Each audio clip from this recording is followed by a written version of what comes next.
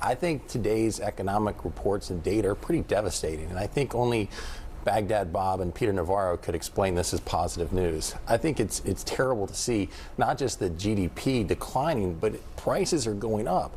You're seeing stagflation for the first time since the Jimmy Carter era.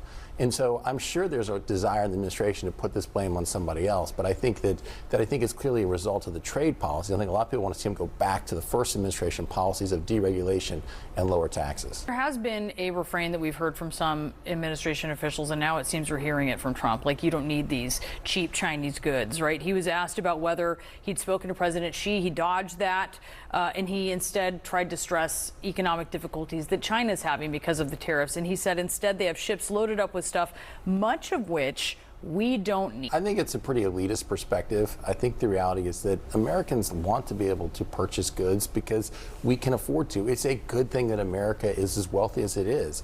It's easy in some ways to eliminate a trade deficit if you drive the economy deep enough into a recession and people can't afford to buy goods.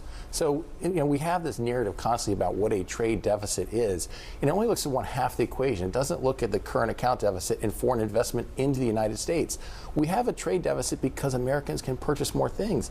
And actually, last month, the trade deficit continued to balloon. And so, even with this administration's policies, that's continuing to grow.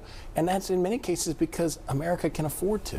35% drop in cargo arriving at the Port of Los Angeles expected next week. How much of an effect is that going to have politically? I think it's going to be a huge effect in a couple weeks, Brianna. I think that, right now you're hearing the numbers, you're seeing the numbers, you're seeing consumer confidence go down 5 months in a row. But if there's actually shortages of supply in grocery stores and other department stores, I think that's going to have a much different impact on voters.